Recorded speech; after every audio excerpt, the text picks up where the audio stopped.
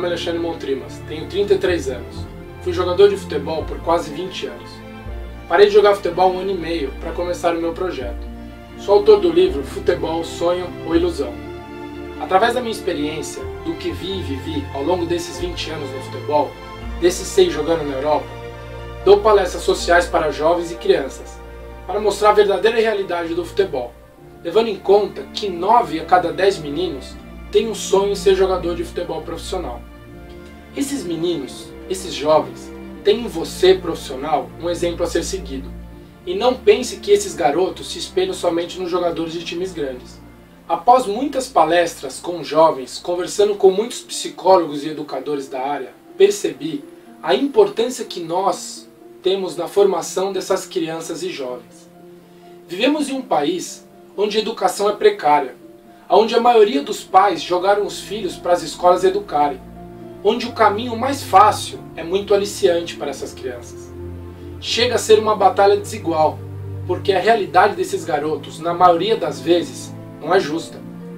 Está na hora do jogador de futebol brasileiro assumir a responsabilidade de ídolo, de referência, de dar bons exemplos, de mostrar para a sociedade o quanto é sacrificante a vida de um atleta, de falar para os jovens que jogar futebol não é sinônimo de vida fácil, que 82% dos jogadores de futebol recebem até 2 salários mínimos por mês, que jogador de futebol abdica de uma adolescência para se dedicar 100% durante muitos anos a um sonho que ele não sabe se vai dar certo. Saber que cada postagem sua na rede social é importantíssimo, que você tem muita gente se espelhando em como você se veste, o que você come, o que você lê, se você lê, que música você escuta, quais são suas crenças.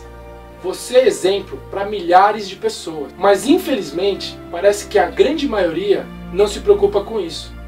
Muito por falta da estrutura que foi dada para você na formação de atleta, nas categorias de base.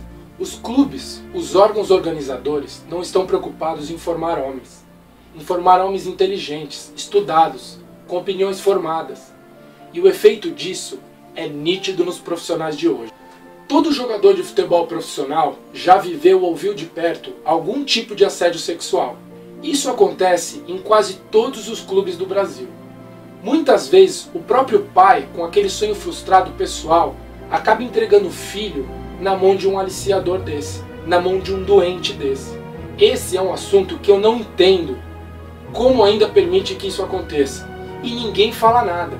No meu livro e nas palestras, abordo esse tema de uma forma bem simples e direta. Eu tenho tentado ter voz para poder chegar nas mídias e falar sobre esse assunto, mas está difícil. Esse parece ser um tema que ninguém quer falar. Vejo grandes comentaristas de futebol dando a sua opinião sobre a situação do futebol no nosso país.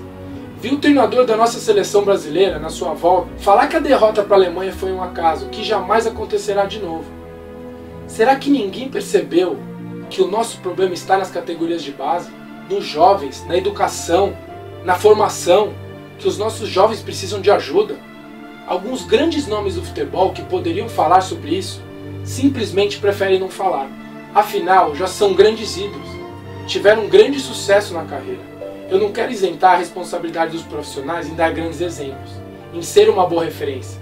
Mas a Alemanha começou o 7-1 há muitos anos atrás, quando investiu em educação e usou o futebol como inclusão social. Nosso futebol está cada dia pior. Temos jogadores de futebol pelo Brasil que trabalham em condições de miséria.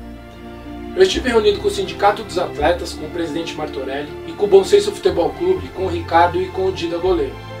Tivemos a oportunidade de conversar bastante. Gente, é preciso que se faça alguma coisa.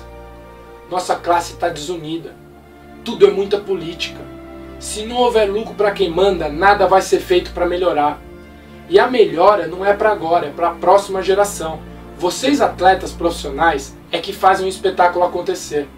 Independente se você joga em um grande clube ou em um clube pequeno, se você ganha milhões ou não, vamos nos unir para tentar melhorar as condições para que as próximas gerações tenham condições de estudo.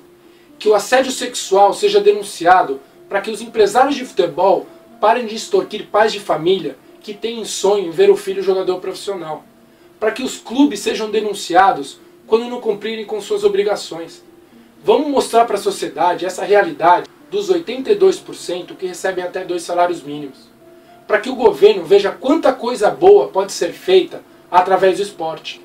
Quantos jovens podemos evitar que entrem nas drogas, no tráfico, evitar que jovens se prostituam por roupa, por comida, por uma vaga num time.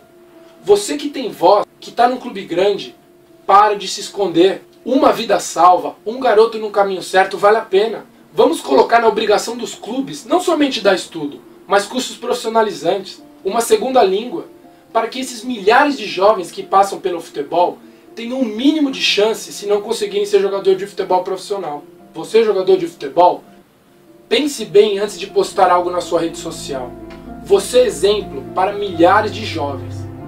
Um jogador de futebol famoso, se postar um vídeo tocando piano ou lendo um livro, você pode ter certeza que no dia seguinte você vai ter milhares de jovens interessados em aprender piano ou a ler o livro que você estava lendo. Assim também, da mesma maneira, com maus exemplos. Lembre-se, você é exemplo para milhares de jovens.